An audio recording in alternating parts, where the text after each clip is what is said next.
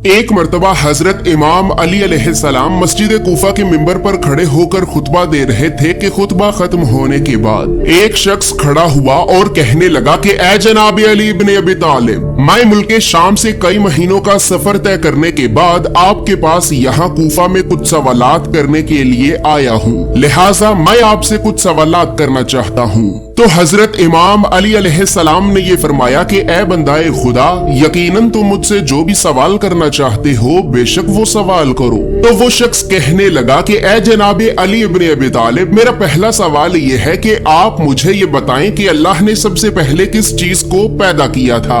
मेरा दूसरा सवाल ये है कि आप मुझे उन 10 चीजों के बारे में बताएं कि जो 10 चीजें इस सारी कायनात में सबसे ज्यादा ताकतवर हैं। मेरा तीसरा सवाल ये है कि वो ऐसी कौन सी चीज है कि जो सांस तो लेती है लेकिन सांस लेने के बावजूद भी उसमें कोई गोश्त या फिर खून मौजूद नहीं है।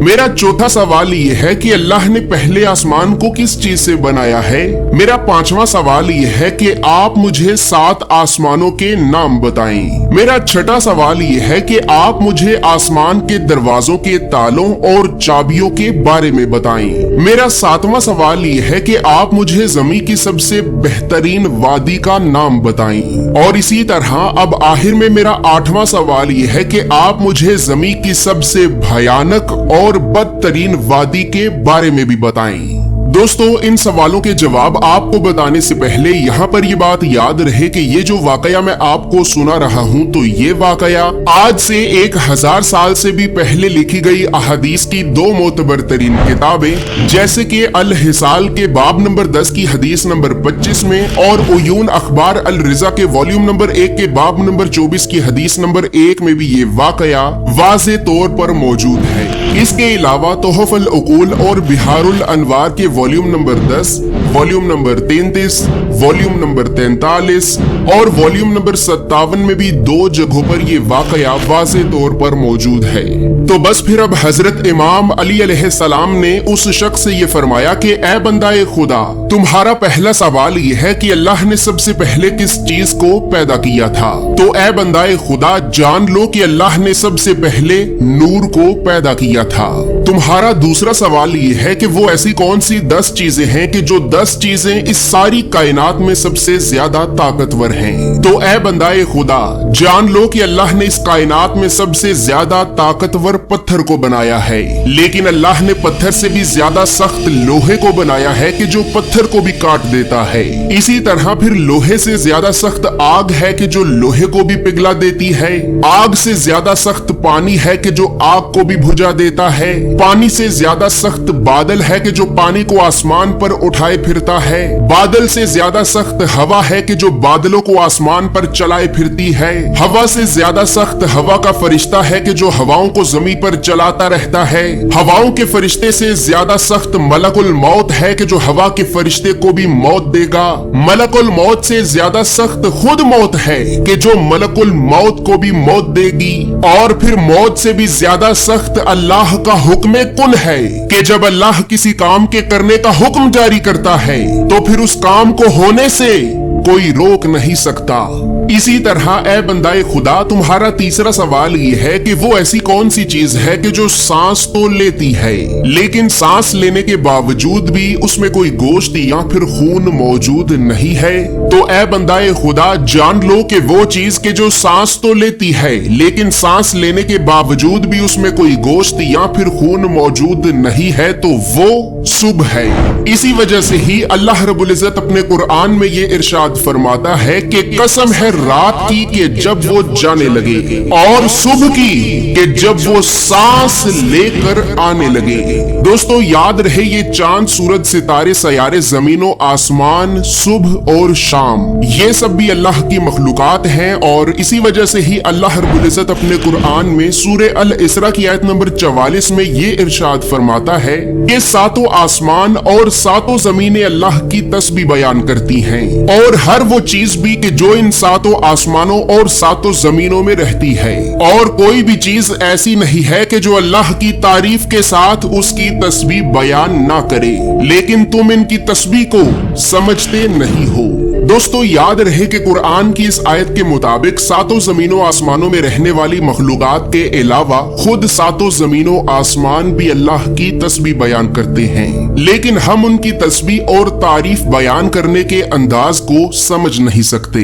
इसी तरह बस फिर अब हजरत इमाम अली अलैहिस्सलाम ने उस शख्स से ये फरमाया कि ए बंदाए खुदा, अब तुम्हारा चौथा सवाल ये है कि अल्लाह ने पहले आसमान को किस चीज से बनाया है। तो ए बंदाए खुदा, जान लो कि अल्लाह ने पहले आसमान को पानी के बुखारात से बनाया है। दोस्तों याद रहे, बुखारात पानी की उस भाप या फिर धुएं को कहते हैं कि जो पानी गर्म होने के बाद निकलता है, और अल्लाह ने पानी की इसी भाप और धुएं से ही पहले आसमान को बनाया है।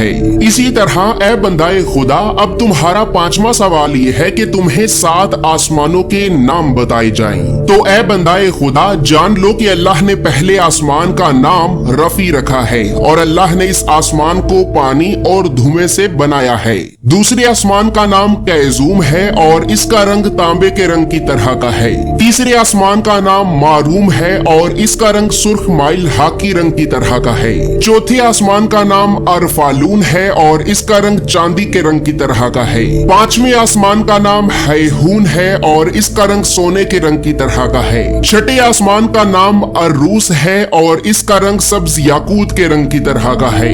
और फिर आखिर में 7वें आसमान का नाम अजमा है और इसका रंग सफेद मोती यानी नूर की तरह का है। इसी तरह तुम्हारा छठा सवाल यह है कि तुम्हें आसमान के दरवाजों के तालों और चाबियों के बारे में भी बताया जाए। तो ए बंदाए खुदा, जान लो कि आसमान के दरवाजों के ये ताले अल्लाह के साथ शिर्क करना है। जो कोई भी इंसान अल्लाह के अलावा किसी और को अपना खुदा बनाएगा तो यकीनन उसके लिए आसमान के दरवाजों के ये ताले कभी भी नहीं खुलेंगे। और फिर अब साथ ही ये बात भी जान लो कि इन दरवाजों के तालों की चाबियां सच्चे दिल से मौत के वक्त भी ला इलाहा इल्लल्लाह मुहम्मदुर रसूलुल्लाह की गवाही देना है। दोस्तों अब यहाँ पर ये बात याद रहे कि बुखारी और मुस्लिम की अहादीस के मुताबिक अल्लाह ने एक आसमान से दूसरे आसमान में जाने के लिए मुख्तलिफ दरवाजों को बना रखा है और अल्लाह के बहुत से नबी और पैगंबर इन्हीं दरवाजों से ही गुजरकर मुख्तलिफ आसमानों पर भी जा चुके हैं। बल्कि बुखारी और मुस्लिम की इन्हीं अहादीस के ही मुताबिक अभी इस वक्त हजरत आदम अलैहिस्सलाम पहले आसमान पर, हजरत ईसा और यहया अलैहिस्सलाम दूसरे आसमान पर, इसी तरह फिर हजरत यूसुफ तीसरे आसमान पर, हजरत इदरीस चौथे आसमान पर, हजरत हारून 5वें आसमान पर, हजरत मूसा 6ठे आसमान पर और हजरत इब्राहिम अलैहिस्सलाम अभी इस वक्त 7वें आसमान पर मौजूद हैं। दोस्तों अब यहाँ पर साथ ही ये बात भी याद रहे कि अल्लाह रब्बुल इज्जत ने अपने कुरान में सूरे अज़्ज़ारियात की आयत नंबर 7 में ये कसम खाई है कि कसम है रास्तों वाले आसमान की। यानी कुरान की इस आयत के मुताबिक अल्लाह ने आसमान में रस्तों को भी बना रखा है और यकीनन अल्लाह के नबी और पैगंबर भी इन्हीं रस्तों से ही गुजरकर मुख्तलिफ आसमानों पर जा चुके हैं। तो इसी तरह बस फिर अब हजरत इमाम अली अलैहिस्सलाम ने उस शख्स से ये फरमाया कि ए बंदाए खुदा, अब तुम्हारा 7वां सवाल ये है कि इस जमीन की सबसे बेहतरीन वादी कौन सी है। तो ए बंदाए खुदा, जान लो कि इस जमीन की सबसे बेहतरीन वादी सरंदीप है, क्योंकि अल्लाह ने आदम अलैहिस्सलाम को जन्नत से निकालकर जमीन की इसी वादी में ही उतारा था। दोस्तों याद रहे कि ये वादी यानी वादी सरंदीप मौजूदा दौर में श्रीलंका में मौजूद है। इसी तरह ए बंदाए खुदा, अब आखिर में तुम्हारा 8वां सवाल ये है कि इस जमीन की सबसे भयानक और बदतरीन वादी कौन सी है। तरह बस फिर अब आखिर में हजरत इमाम अली अलैहिस्सलाम ने उस शख्स से ये फरमाया कि ए बंदाए खुदा, अब आखिर में तुम्हारा 8वां सवाल ये है कि इस जमीन की सबसे भयानक और बदतरीन वादी कौन सी है। तो ए बंदाए खुदा, फिर अब जान लो कि इस जमीन की सबसे भयानक और बदतरीन वादी यमन में मौजूद वादी बरहूत है, क्योंकि ये वादी दोज़ख की वादियों में से एक वादी है कि जहाँ पर मरने के बाद काफिर और गुनाहगार लोगों की रूहों को सजा के तौर पर अजाब दिया जाता है। इस वादी में रूहें रो रो कर अल्लाह से माफी की ये फरियाद करती हैं कि ऐ हमारे परवरदिगार, यकीनन हमने दुनिया की रंगीनियों में खोकर तेरे हर हुक्म का इनकार किया और तेरी जमीन में हर तरफ गुनाहों को आम किया। बस ऐ हमारे परवरदिगार, तू एक मर्तबा हमें दोबारा वापस जमीन पे तो भेज। हम सारी जिंदगी सिर्फ तेरे ही हुक्म का इकरार करेंगे और सिर्फ तेरे ही बताए हुए रास्ते पे चलेंगे। लेकिन अफसोस कि इन रूहों के रो रो कर माफी मांगने के बावजूद भी अल्लाह इन्हें माफ नहीं करेगा।